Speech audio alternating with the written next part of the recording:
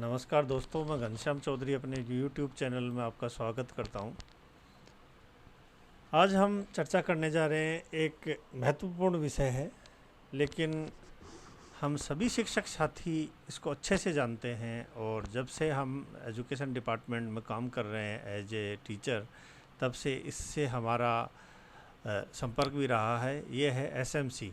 हर एक विद्यालय में एसडीएमसी और एसएमसी या तो दोनों हैं, या एसडीएमसी सीनियर सेकेंडरी के लिए और एसएमसी एलिमेंट्री और अपर प्राइमरी और प्राइमरी स्कूल के लिए संचालित की जाने वाली एक सामुदायिक सहभागिता संस्था बनाई गई है। आज इसी पर अपन संपूर्ण चर्चा करेंगे, उनके स्टार्टिंग से लेकर एंड तक। राजकीय एवं सहायता प्राप्त विद्यालयों में जिनमें प्रारंभिक स्तर की कक्षाएं कक्षा 1 से 8 तक संचालित हैं, निःशुल्क एवं अनिवार्य बाल शिक्षा अधिनियम 2009 के तहत विद्यालय प्रबंध समिति का संशोधित संविधान एवं कर्तव्य पर आज हम चर्चा कर रहे हैं। ये मस्ट है, हर एक विद्यालय में होती है और हमारा शुरू से इसके साथ में संपर्क रहा है, हम इसके साथ काम करते आए हैं। बस एक बार ये रिवीजन टाइप है, या एक बार ये इन पहलुओं को दोबारा हम स्पर्श कर लेते हैं। सबसे पहले समिति का नाम क्या होगा? इस समिति का नाम विद्यालय प्रबंध समिति राजकीय प्राथमिक विद्यालय हो सकता है, उच्च प्राथमिक विद्यालय हो सकता है, माध्यमिक और उच्च माध्यमिक विद्यालय हो सकता है। यहाँ पर आपको विद्यालय का नाम लेना है। उदाहरण के तौर पर राजकीय प्राथमिक विद्यालय आप जयपुर ले सकते हैं।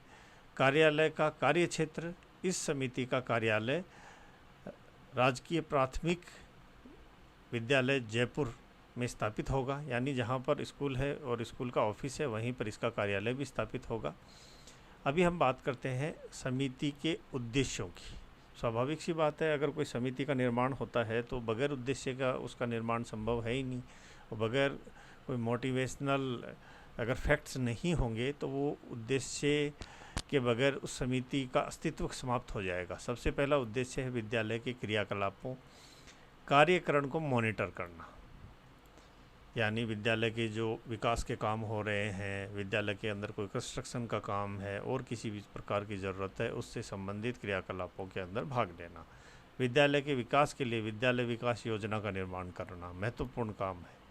स्वीकृति एवं विकास कोष बनाना, यानी जो विद्यालय विकास योजना का निर्माण किया गया है उसको स्वीकृत करना, विद्यालय विकास कोष बनाना, जिससे विद्यालय के भवन एवं अन्य शैक्षणिक सुविधाओं से संबंधित विकास के कार्य किए जा सके हों।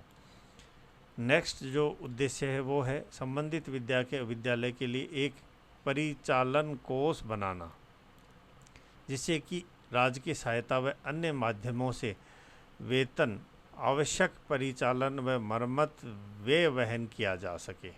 यहाँ पर एक ऐसे कोष का निर्माण करना जिससे कि विद्यालय की भवन के मरम्मत का काम हो सकता है और भौतिक संसाधनों को रिपेयर वर्क किया जा सकता है। ये जिम्मेदारी भी एसएमसी की है। दानदाताओं से आर्थिक सहायता या दान प्राप्त करना, दानदाता और जो भामाशाह हैं उनसे आर्थिक सहायता लेना या दान प्राप्त करना, क्योंकि एसएमसी और एसडीएमसी के जो सदस्य होते हैं वो समाज के जुड़े हुए व्यक्ति होते हैं और स्वाभाविक सी बात है उनकी समाज में पकड़ होगी। 5वें नंबर का जो उद्देश्य है उसकी हम चर्चा करेंगे। विद्यालय भवन के विस्तार एवं अन्य सुविधाओं के लिए राज्य सरकार की जन सहभागिता आधारित योजना से संस्था विकास कोष के योगदान के आधार पर विकास कार्य करवाना तथा इसी के साथ सक्षम सरकार, स्थानीय प्राधिकारी संस्थाओं, निकायों अथवा अन्य स्रोतों से प्राप्त सहायता अनुदान के उपयोग की निगरानी करना, यानी ये सुपरविज़न भी करेंगे और साथ साथ जो जन सहभागिता आधारित योजनाएं हैं, यानी जनता और सरकार की मिली हुई जो योजनाएं हैं उनका सुपरविज़न करेंगे, उनके कोष की देखभाल करेंगे और उस कोष में योगदान भी देंगे। प्रारंभिक शिक्षा विभाग के अंतर्गत संचालित विभिन्न बाह्य सहायता प्राप्त परियोजनाएं, जो सरकार के अलावा हमारे को सहायता मिल रही है और योजनाएं चल रही हैं, केंद्र सरकार परिवर्तित कार्यक्रम एवं केंद्र सरकार तथा राज्य सरकार के वित्तीय सहयोग से संचालित योजनाएं, कार्यक्रम यथा सर्व शिक्षा अभियान आदि के अंतर्गत विद्यालयों के विकास, भवन निर्माण, मरम्मत, रखरखाव, शिक्षण अधिगम सामग्री, शिक्षण अधिगम उपकरण, विद्यालय फैसिलिटी ग्रांट, टीएलएम ग्रांट एवं अन्य ग्रांट आदि अन्य मदों के अंतर्गत उपलब्ध कराई गई राशियां प्रावधानों से निर्माण विकास कार्य करवाना। स्वाभाविक सी बात है, अभी तक जो उद्देश्य हमारे सामने आए हैं वो सारे विद्यालय विकास के आए हैं, विद्यालय की भौतिक संसाधनों की पूर्ति के आए हैं। और एसएमसी का मुख्य दायित्व ही विद्यालय की आधारभूत ज़रूरतों को पूरा करना माना गया है। ये जो उद्देश्य हमने अभी चर्चा की है ये हार्ड एंड फास्ट नहीं है, ये वस्तु स्थिति और ग्राउंड के ऊपर परिस्थिति के अनुसार परिवर्तित भी हो सकते हैं। साधारण सभा के सदस्य, एसएमसी में साधारण सभा होती है, उसमें सदस्य कौन कौन होंगे उस पर भी चर्चा कर लेते हैं। संबंधित विद्यालय में अध्ययनरत प्रत्येक विद्यार्थी बालक बालिका के माता पिता दोनों इस साधारण सभा के सदस्य होंगे। अगर माता पिता दोनों में से कोई भी नहीं है तो संरक्षक इस साधारण सभा का सदस्य होगा। संबंधित विद्यालय का प्रत्येक अध्यापक और प्रबोधक भी इस साधारण सभा के सदस्य होंगे। इसके अलावा संबंधित कार्य क्षेत्र में निवास करने वाले जिला प्रमुख, प्रधान, सरपंच, नगर पालिका अध्यक्ष भी साधारण सभा के सदस्य माने जाते हैं। संबंधित कार्य क्षेत्र में निवास करने वाले समस्त जिला परिषद सदस्य, नगर पालिका पार्षद और पंचायत समिति सदस्य, वार्ड पंच, ये भी साधारण सभा के सदस्य होते हैं। समिति की कार्यकारिणी समिति में निर्वाचित मनोनीत शेष सदस्य जो उपरोक्त में शामिल नहीं है, यानी इसके अलावा भी कुछ एक निर्वाचित सदस्य होते हैं, कुछ एक मनोनीत सदस्य होते हैं, जिनके बारे में हम आगे चर्चा करेंगे। साधारण सभा समिति के उपनियम यानी एसएमसी की जो नियमावली है उसके उपनियम संख्या 4 में वर्णित समस्त प्रकार के सदस्य मिलकर साधारण सभा का निर्माण करते हैं।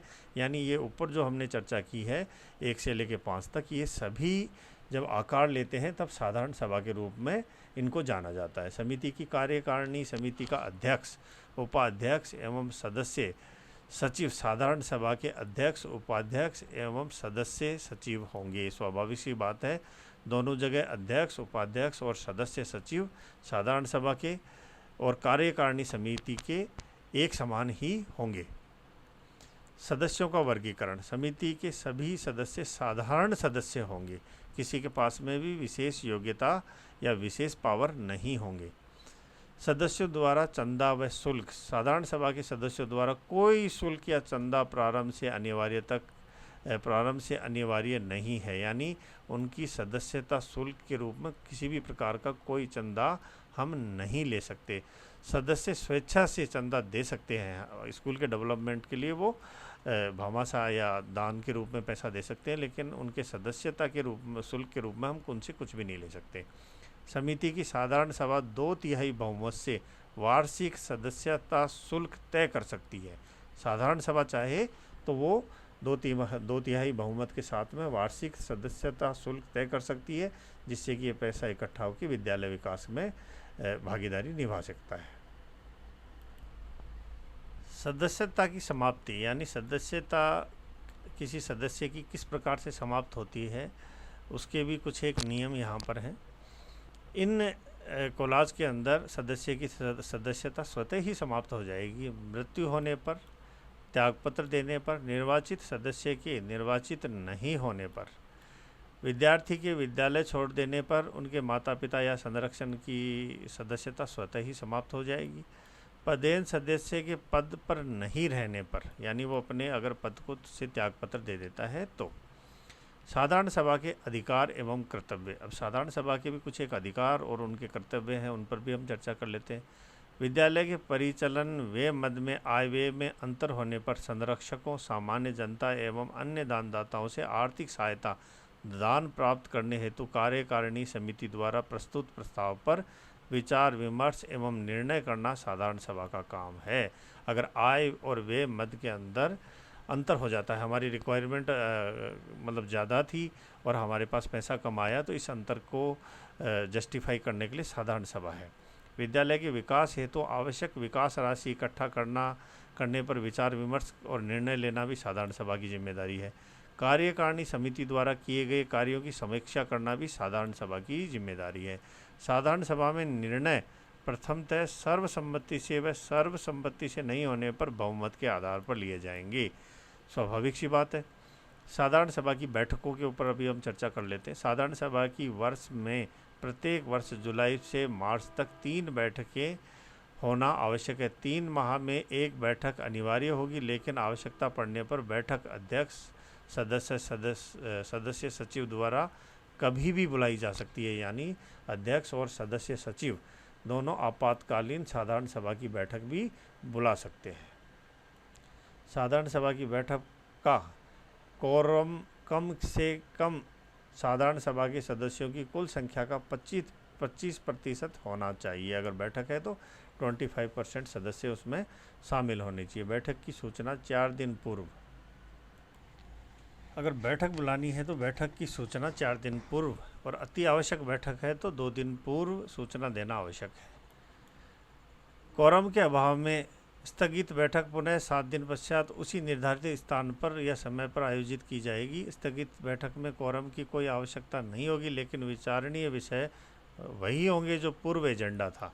यानी अगर 25% सदस्य नहीं आ पाते हैं तो आप बैठक को स्थगित कर देंगे, 7 दिन बाद का फिर समय देंगे, और 7 दिन बाद भी अगर 25% सदस्य नहीं आ पाते हैं तो आप उन्हीं एजेंडों पर फिर दोबारा डिस्कस कर सकते हैं। समिति की कार्यकारिणी समिति यानी एसएमसी की कार्यकारिणी समिति के ऊपर बात करेंगे, ये इम्पोर्टेंट है। समिति के कार्य के सुचारू रूप से संचालन के लिए समिति की एक 16 सदस्य हैं। यहाँ पर अपर प्राइमरी और प्राइमरी, अगर सेकेंडरी अगर आपके पास एसएमसी और एसडीएमसी दोनों हैं तो दोनों के सदस्य और अध्यक्ष और उपाध्यक्ष अलग अलग होंगे। सदस्यीय कार्यकारिणी समिति होगी।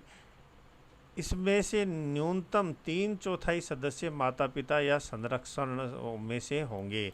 यानी जो 3/4 सदस्य हैं वो पेरेंट्स होंगे ही होंगे।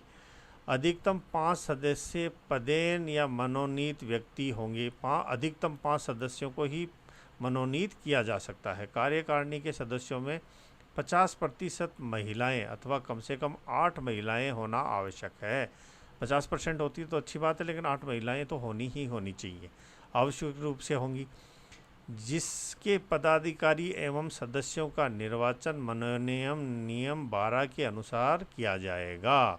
यानी एसएमसी के पदाधिकारियों एवं सदस्यों का निर्वाचन और मनोनयन नियम 12 जो एसएमसी एसडीएमसी की नियमावली है उसके नियम के 12 के अनुसार किया जाएगा।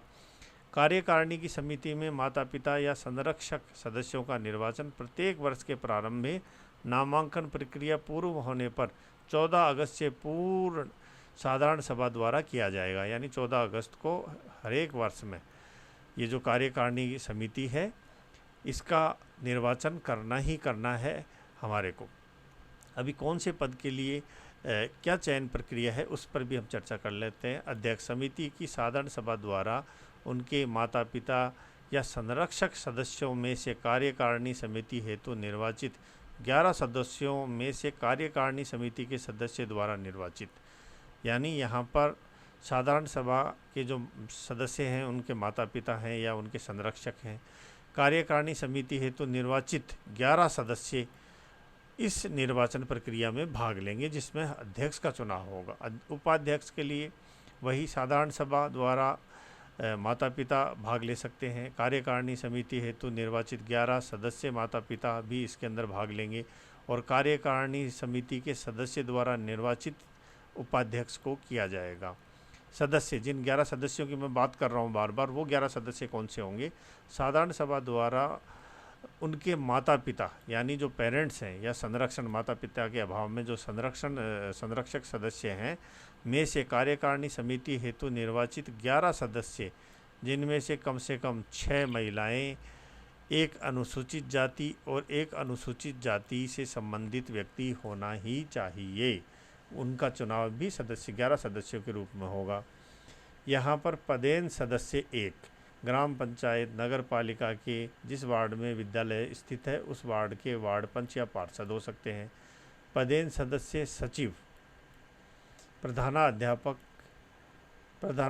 के न होने पर वरिष्ठतम अध्यापक या प्रबोधक होगा। निर्वाचित